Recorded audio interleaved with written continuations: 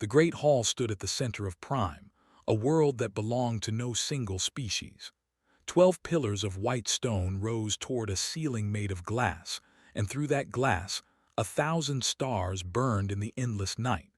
At the heart of the hall sat a round table, and around that table stood 13 chairs.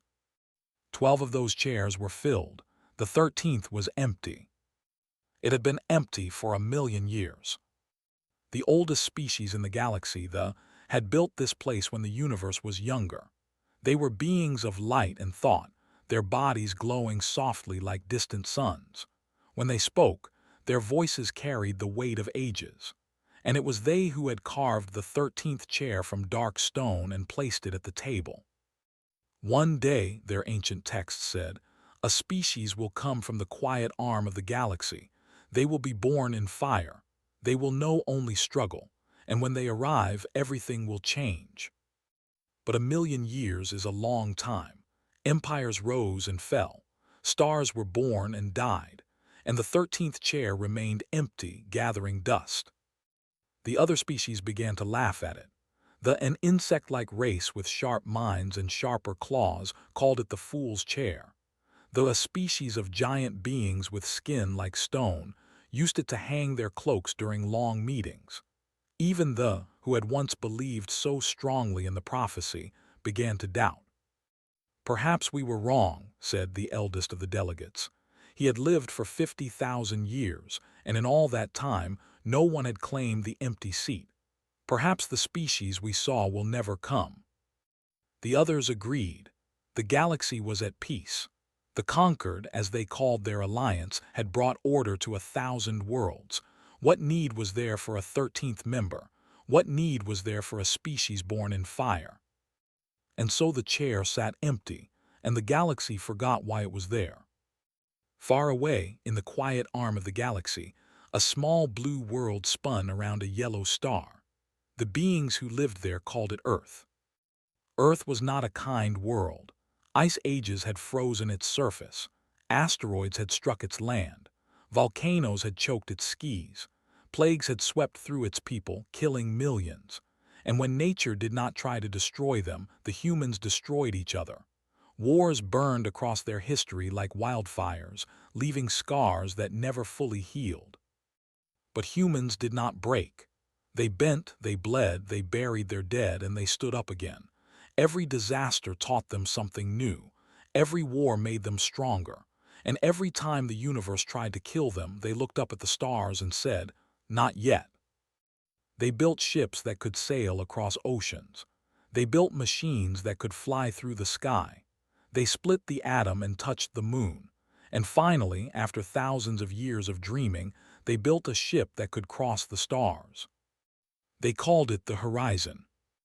Admiral stood on the bridge of the horizon, watching the stars blur past the windows. He was a tall man with gray hair and calm eyes. He had fought in 3 wars on Earth and carried the memories of each one in the lines on his face. Now he was leading humanity's first journey beyond their solar system. "Admiral," said a voice behind him, "we are approaching the boundary." Turned.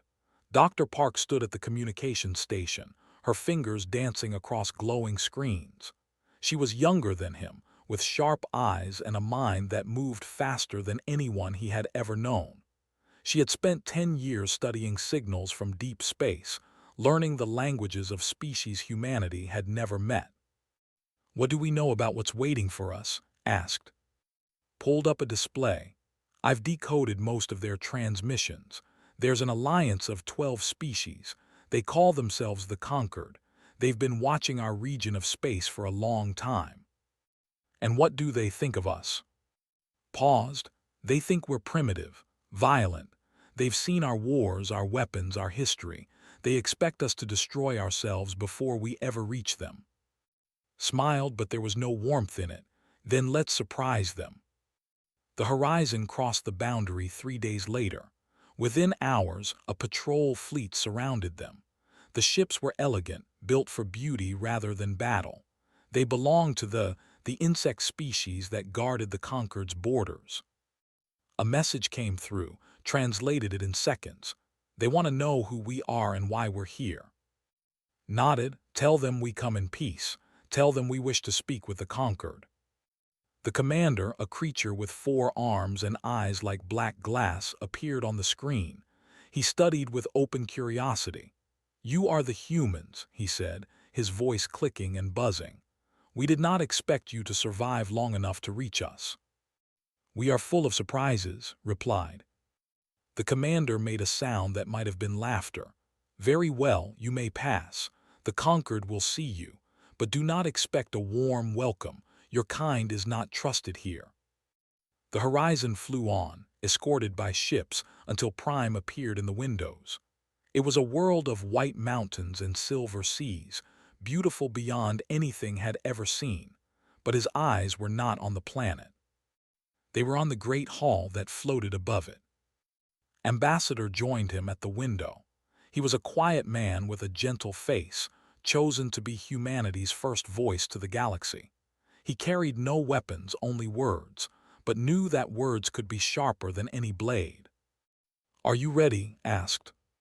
Looked at the hall, at the ships of a dozen species gathered around it, at the weight of 1,000,000 years pressing down on this moment. "Humanity has waited a long time for this," he said. "I think it's time we stopped waiting." The shuttle carried them down to the hall.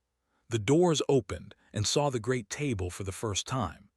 12 species sat around it, ancient and powerful, their eyes turning toward the small group of humans who walked through the door. And there at the far end of the table sat the 13th chair. Empty, waiting. The elder rose from his seat. His body glowed brighter, a sign of strong emotion. "You cannot sit there," he said.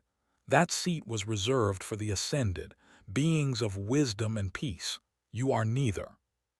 Stopped in front of the chair. He looked at the 11 other species watching in silence, at the weight of history pressing against him. "You're right," he said. "We are not wise, we are not peaceful, we are broken and full of mistakes." He placed his hand on the back of the chair.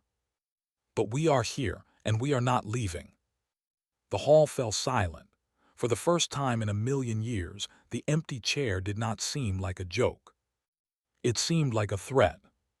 The silence in the great hall lasted for a long moment. Ambassador stood with his hand on the empty chair, facing 12 species who had ruled the galaxy for 1,000,000 years. None of them moved. None of them spoke. Then the elder began to laugh. It was not a cruel laugh. It was the laugh of someone who had seen something so strange, so unexpected, that laughter was the only response. The other delegates joined in, their voices mixing together in a sound that filled the hall. "You have courage," said when the laughter faded. "That much is clear, but courage alone does not earn a seat at this table. Your species is young. Your history is violent. You have much to prove before you can stand among us." Did not move his hand from the chair. "Then let us prove it." A murmur ran through the delegates. They looked at each other, uncertain. No species had ever asked to be tested. Most new species were happy to exist in the shadow of the conquered, trading goods and knowledge while the elder races made the important decisions. But humans, it seemed, were not like other species. Dr. Park stood behind, watching the delegates with careful eyes. She had spent years studying their cultures, their languages, their histories, and she had noticed something that troubled her. Every species in the conquered had evolved on paradise worlds. They came from a planet of gentle light and calm seas. They had grown strong on a world where food was plentiful and predators were few. They had risen from caves of crystal on a planet that had never known war. They had never faced extinction. They had never fought for survival. They had never looked at a dying world and refused to die with it. Humanity was different. "You don't understand what we are," said, stepping forward. Her voice was calm, but it carried across the hall. "You look at our history and see violence. You see wars, plagues, disasters. You think we are broken." She looked meeting his glowing eyes without fear. "But you've never lived on a world that tried to kill you. You've never watched the sky fill with ash and wondered if your species would see another sunrise. You've never buried half your people and still found the strength to rebuild. The hall grew quiet again. This time there was no laughter. We are not broken, continued. We are forged. Every scar on our history made us stronger. Every disaster taught us how to survive. And now we are here, standing in front of species who have known nothing but peace, asking for a seat at your table. She paused, letting her words settle. You should be afraid of that. You should wonder what kind of people could survive what we have survived. But instead, you laugh at us. His glow dimmed slightly. For the first time, something like doubt crossed his ancient face. A delegate leaned forward. His name was, and he commanded the border fleets that had escorted the horizon to Prime. Pretty words, he said, his voice clicking. But words prove nothing. You say you are strong, show us. You say you are survivors, prove it. Admiral stepped forward. He had remained silent until now, watching and listening. But he recognized a challenge when he heard one. Name your test, he said. His eyes glittered. There is an ancient trial, the trial of worthiness. It was created 1,000,000 years ago when the conquered was first formed. Any species that wishes to join must face 3 challenges. If they pass, they earn their seat. If they fail. He made a gesture with his 4 arms. The meaning was clear. No species has faced the trial in 400,000 years, said. It was created for a different age, a harder age, I do not think. We accept, said. Turned to him, surprised. You do not even know what the challenges are. Smiled. It was the same smile he had worn on the bridge of the horizon, cold and confident. It doesn't matter. Whatever you throw at us, we have faced worse. The delegates looked at each other. Some seemed amused, others seemed worried, but none of them objected. Very well, said slowly. The trial will begin tomorrow. You will face 3 challenges, the puzzle of eternity, the gauntlet of survival, and the question of unity.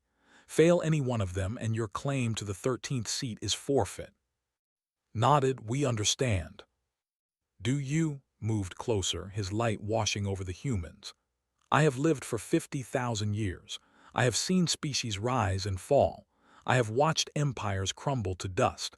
And in all that time, I have never seen a species like yours. He paused, studying his face. You are afraid. I can see it in your eyes, but you do not let your fear stop you. That is rare. That is dangerous. Held his gaze. Fear is an old friend. We learned long ago not to let it control us. Was silent for a moment, then he stepped back. Rest tonight. Tomorrow the trial begins, and tomorrow we will see what humans are truly made of. The humans were given quarters in a tower overlooking the Great Hall. From the windows, they could see ships from a dozen worlds coming and going, lights flickering like fireflies against the dark sky. Stood at the window watching, joined him. They're going to try to break us, she said quietly. The trial, it won't be fair. They don't want us to pass. I know, replied. So what do we do? Turned to look at her. In his eyes, she saw the weight of every battle he had ever fought, every soldier he had ever lost, every impossible situation he had ever faced. We do what humans have always done, he said. We survive. In another room, sat alone. He held a small photograph in his hands. It showed a woman and 2 children standing in front of a house on Earth, his family, the people he had left behind to come to the stars. He had told them he would make them proud. He had told them he would show the galaxy what humanity could be. Now, sitting in a tower on an alien world, he wondered if he had made a promise he couldn't keep. But then he remembered his father's words, spoken long ago when was just a boy. The world will tell you that you are too small, too weak, too young.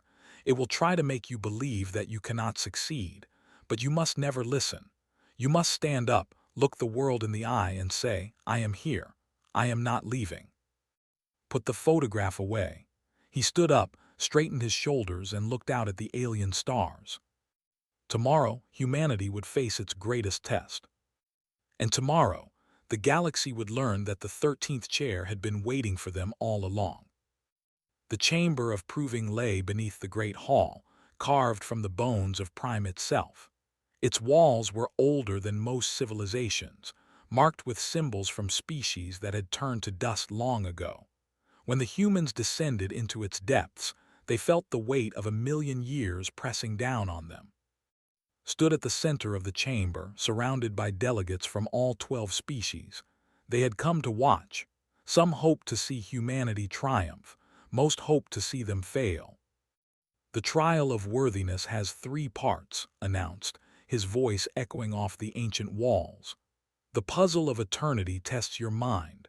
The gauntlet of survival tests your body. The question of unity tests your spirit. You must pass all 3 to earn your seat." Admiral nodded. "We are ready." "Then let us begin." The first challenge was the puzzle of eternity. Dr. Park was brought to a small room filled with floating symbols. They danced in the air like leaves in the wind, mathematical equations so complex that most species could not even understand the questions they asked. "This puzzle was created by the 10,000 years ago," said a delegate. "It asks a simple question: what is the shape of infinity? No species has ever solved it. You have 1 day." Looked at the swirling symbols. To anyone else they would have been meaningless noise, but had spent her life studying patterns, languages, and codes. She had learned to see order in chaos. She sat down and began to work. Hours passed. The delegates watched through a window, expecting her to give up, but did not stop. She filled page after page with calculations, following threads of logic that twisted and turned like rivers through mountains. Midnight came and went. Eyes were red from lack of sleep, but her mind was clear. She could see it now, the shape hidden within the chaos. It was not a number, it was not a formula, it was a story.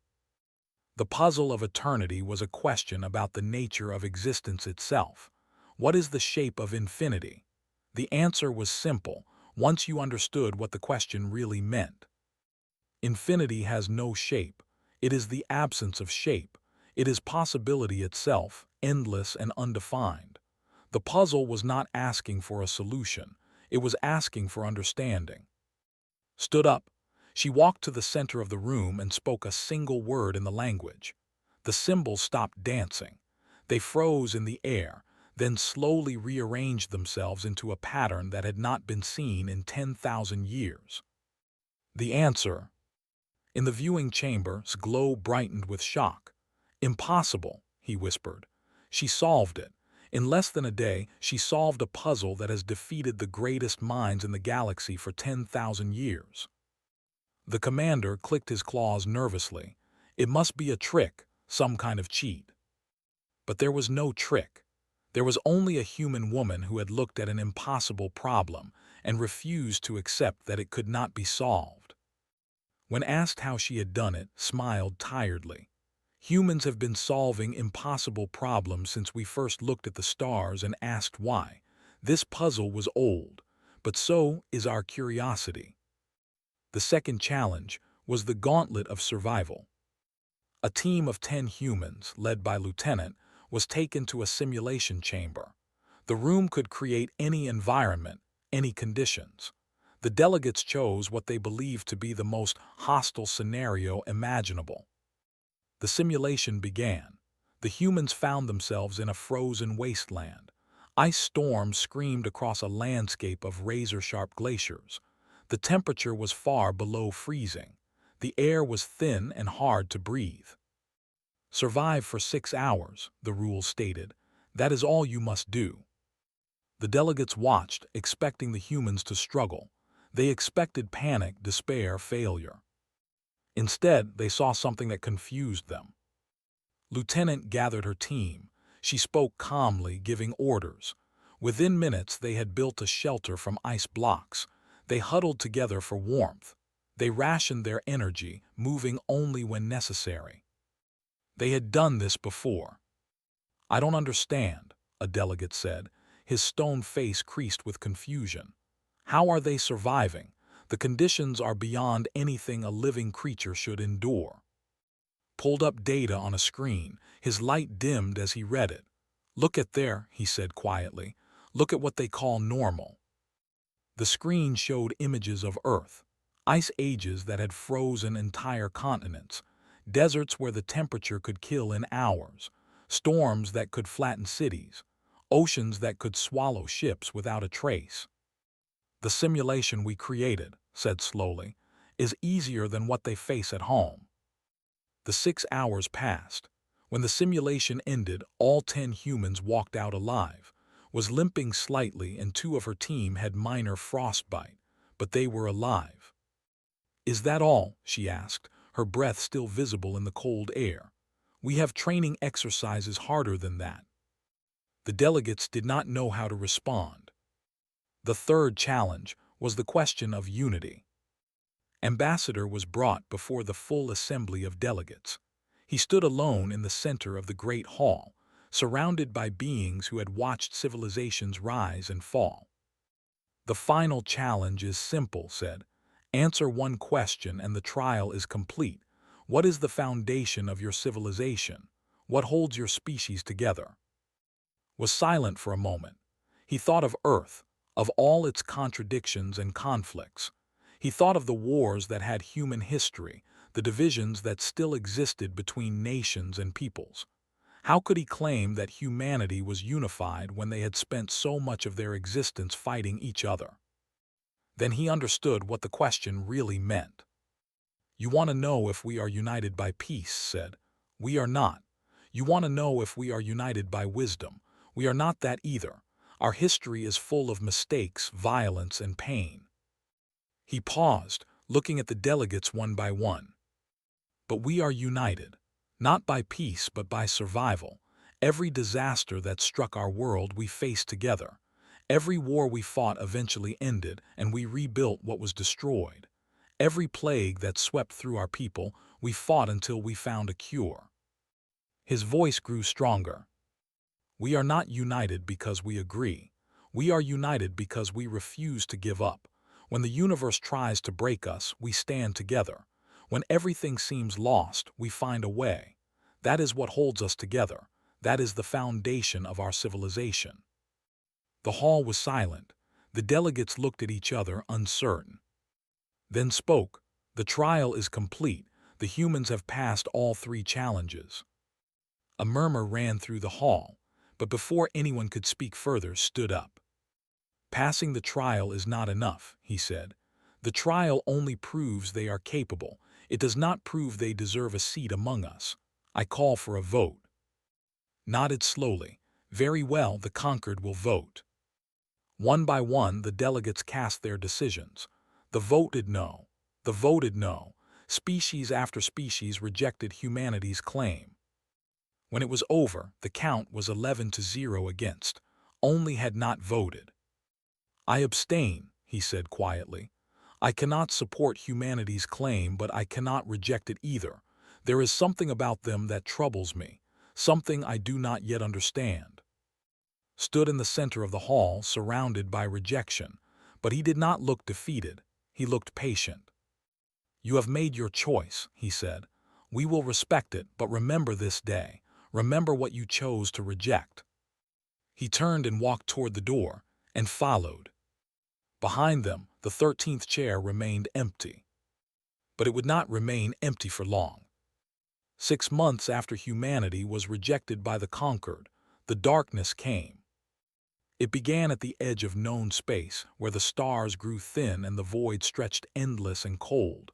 A patrol fleet from the vanished without sending a distress signal. Then a mining colony went silent.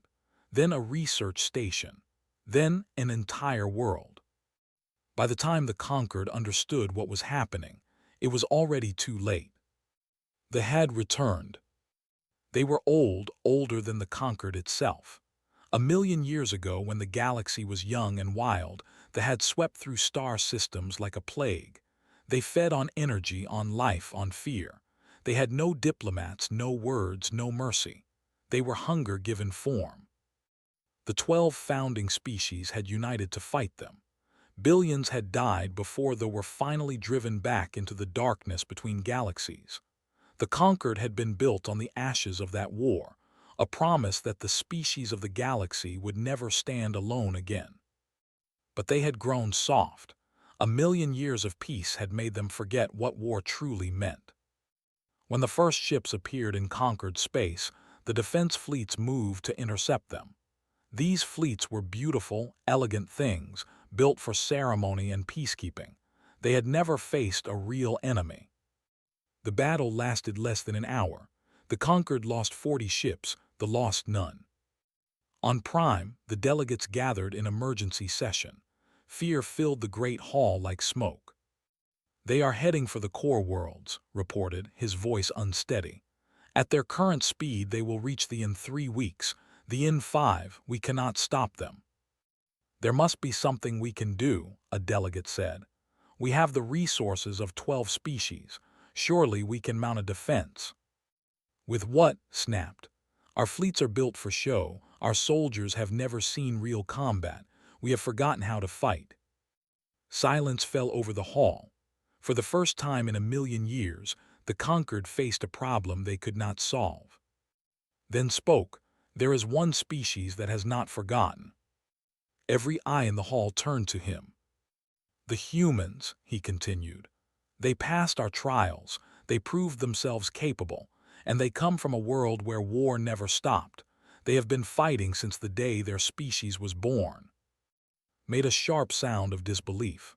"You want to ask the humans for help, after we rejected them, after we laughed at their claim to the 13th seat?" "Yes," said simply, "because they may be the only ones who can save us." The message was sent to Earth that same day. The response came faster than anyone expected. Admiral stood on the bridge of the horizon, surrounded by officers who had been preparing for this moment since the day they returned from Prime. They had known the Conquered would not accept them easily. They had also known that eventually the galaxy would need what humanity had to offer. "Admiral," Dr. Park said, looking up from her station, "the Conquered is requesting our help. They have returned. 3 worlds have already fallen." Nodded slowly. He had read the ancient histories of he had seen what they had done a million years ago. He understood the scale of the threat. "Contact Earth Command," he said. "Tell them to begin full mobilization. Every ship, every soldier, every weapon we have." "Sir," an officer asked, "what should I tell the Conquered?" "Turn to look out the window at the stars. Tell them we're coming." 2 weeks later, humanity's fleet arrived at the front lines. The Conquered commanders watched in shock as ship after ship emerged from faster-than-light travel. These were not elegant vessels built for beauty. These were machines of war, angular and bristling with weapons. They bore the marks of 100 conflicts, dents and burns that had never been repaired because there was always another battle waiting. Ambassador arrived at the Conquered command station. He was not alone. Standing beside him was Lieutenant, now promoted to Commander, and a team of human military officers. "We received your message," said to the assembled delegates. "We are here to help, but we have conditions." Stepped forward, his pride wounded but his fear greater. "You would bargain with us at a time like this." "No bargaining," replied calmly. "Just clarity. We will fight alongside you, but not as servants or mercenaries. As equals, our commanders will lead our ships. Our soldiers will follow our tactics. And when this war is over, humanity will have earned its place at the table." The delegates looked at each other. They had no choice, and everyone knew it. "Agreed," said. The first battle came 3 days later. A swarm had surrounded a colony world preparing to feed. The Conquered fleet, battered and afraid, watched from a distance, unsure how to attack. Then the human fleet arrived. Admiral stood on the bridge of his flagship, the Soul, watching the enemy on the screens. The ships were massive, dark shapes that seemed to drink in the light around them.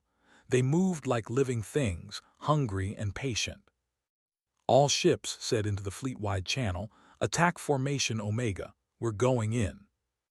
The human fleet plunged into the swarm. On the conquered command station, delegates watched in disbelief as human ships tore through the formation. Where conquered vessels had been careful and cautious, humans were aggressive and relentless. They did not wait for the enemy to come to them. They went to the enemy. Commander led a boarding team onto a hive ship. The corridors inside were dark and twisted, filled with things that should not exist. Her Marines did not hesitate.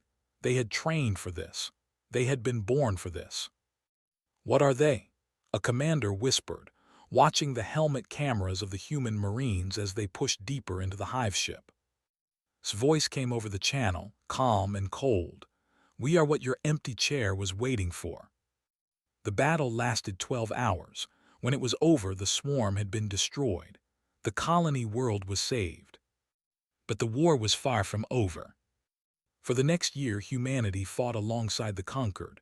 Battle after battle, world after world, the Alliance pushed them back toward the darkness they had come from. The cost was terrible.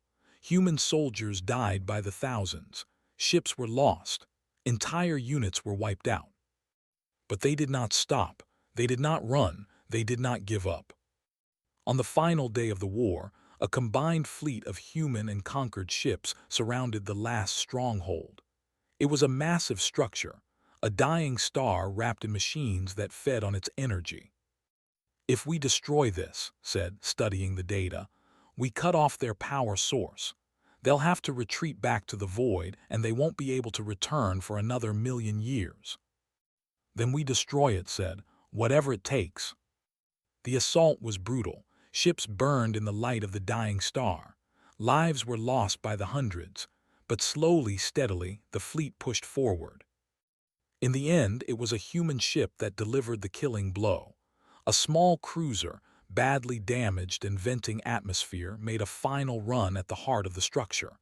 The pilot knew he would not survive. He went anyway. The structure exploded in a burst of light that could be seen across 3 star systems. They screamed, a sound that echoed through space itself, and then they were gone. The war was over, and humanity had proven, once and for all, what they were truly made of. The Great Hall of Prime had never been so quiet. 1 year had passed since the war ended. 1 year since the last ship vanished into the darkness between galaxies. 1 year since the galaxy had been saved by a species that most had dismissed as violent primitives. Now the delegates of the conquered gathered once more around the ancient table. 12 seats were filled with beings who had watched their worlds nearly burn, who had seen fleets crumble and hope die, and who had been saved by strangers they had rejected. The 13th seat remained empty. But not for long. Ambassador walked through the doors of the Great Hall. He was not the same man who had stood here 2 years ago, full of hope and determination. War had changed him. His hair was grayer now. His face carried new lines, new scars. He had buried friends, soldiers, heroes. He had seen the worst the universe could offer. But his eyes were still steady. His shoulders were still straight. And when he walked like someone who had earned every step. Admiral walked beside him. He had led the fleet through battles that should have been impossible. He had made decisions that cost lives but saved worlds. He carried the weight of 2 million human soldiers who had not come home. Dr. Park walked on the other side. She had spent the war decoding communications, finding weaknesses, building bridges between human and conquered commanders.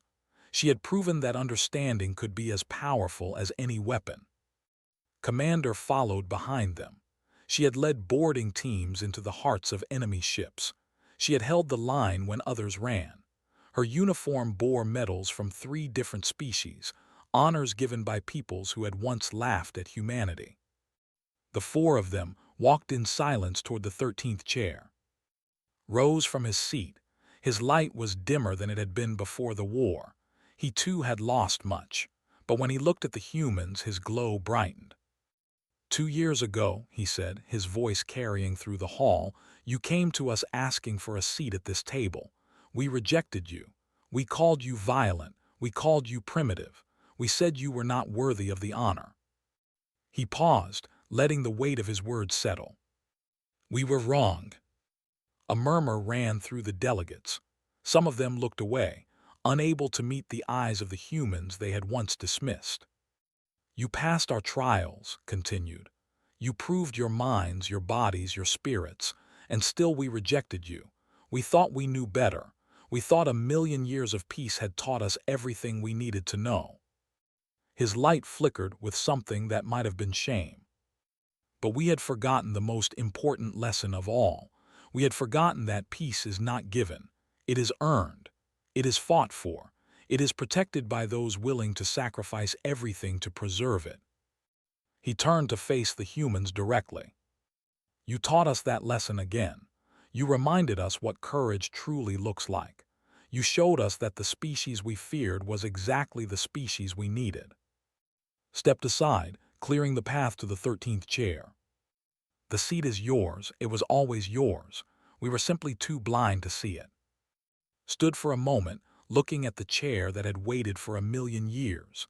He thought of everyone who had brought humanity to this moment. The scientists who had built the first starships, the soldiers who had died in the war, the families who had said goodbye to loved ones who never came home. He thought of his own family, waiting on Earth, hoping to see him again. And he thought of his father's words spoken so long ago. Look the world in the eye and say, I am here, I am not leaving. Walked to the chair. He did not ask permission, he did not hesitate. He sat down. For the first time in 1,000,000 years, the circle was complete. The hall erupted in a sound that had never heard before. It was not applause, not exactly. It was something deeper, something older. 12 species, each with their own way of expressing respect, raised their voices together in a chorus of acknowledgement. They were welcoming humanity to the table. Stood behind, watching the delegates. Some of them still looked uncertain. Some still carried fear in their eyes, but none of them objected. None of them protested. Do you think they'll ever truly accept us? Asked quietly. Was standing beside him. She studied the faces of the delegates, reading the complex web of emotions that crossed each one. They're afraid of us, she said. They've seen what we can do. They know what we're capable of. That fear won't disappear overnight. Nodded, that's what I thought. But fear can change, continued. Given time, it can become respect. Given more time, it can become trust. We just have to show them that we're worthy of that trust. On the other side of the hall, Commander was talking with, the commander who had once mocked humanity's ambitions. He looked different now. The arrogance was gone from his posture. In its place was something that looked almost like humility. I owe you an apology, said, his voice clicking softly.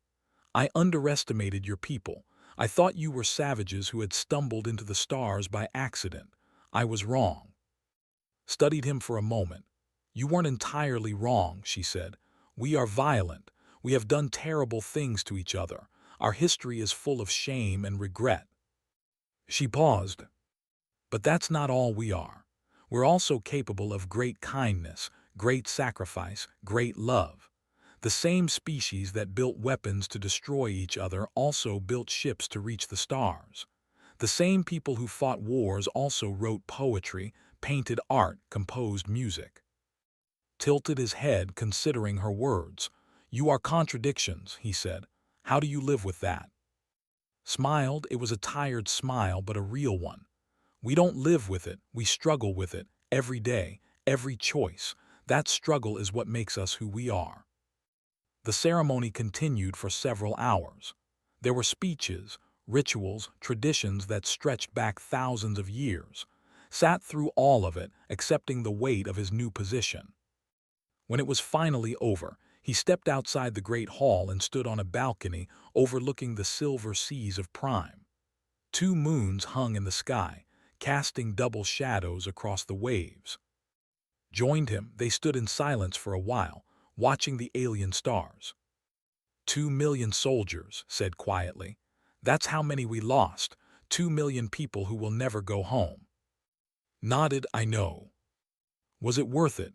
Asked. All that sacrifice, all that death just so we could sit in a chair. Thought about the question for a long time before answering. It wasn't about the chair, he said finally. It was never about the chair. It was about proving that we belong here, that we have something to offer, that we're not just survivors but builders, protectors, partners. He looked at. Those 2 million soldiers didn't die for a seat at a table. They died so that their children and their children's children would have a place in this galaxy. They died so that humanity would never again be dismissed or ignored or forgotten. Was quiet for a moment, then he nodded slowly. I hope we're worthy of that sacrifice. We will be, said. We have to be. Behind them, the doors to the great hall opened. Stepped out, a tired smile on her face. They want to begin negotiations for a formal alliance, she said. They are asking about technology exchanges, and 3 other species have requested human military advisors. Laugh softly, it begins. It does, agreed. The galaxy is going to be very different now, and we're going to be at the center of it. She looked up at the ceiling of stars, at the vast expanse of unknown worlds and unknown possibilities. 1 million years ago, they left one seat empty because they were afraid of what might fill it. Now they understand why. And why is that? Asked. Turned to him, her eyes bright. Because the species that fills that seat is the one that never gives up, the one that faces every disaster, every war, every impossible challenge and refuses to die, the one that looks at the darkness and says, "Not today." She smiled. They were waiting for us, they just didn't know it yet.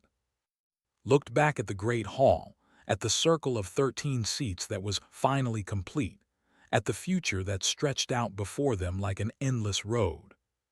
Humanity had arrived, and the galaxy would never be the same.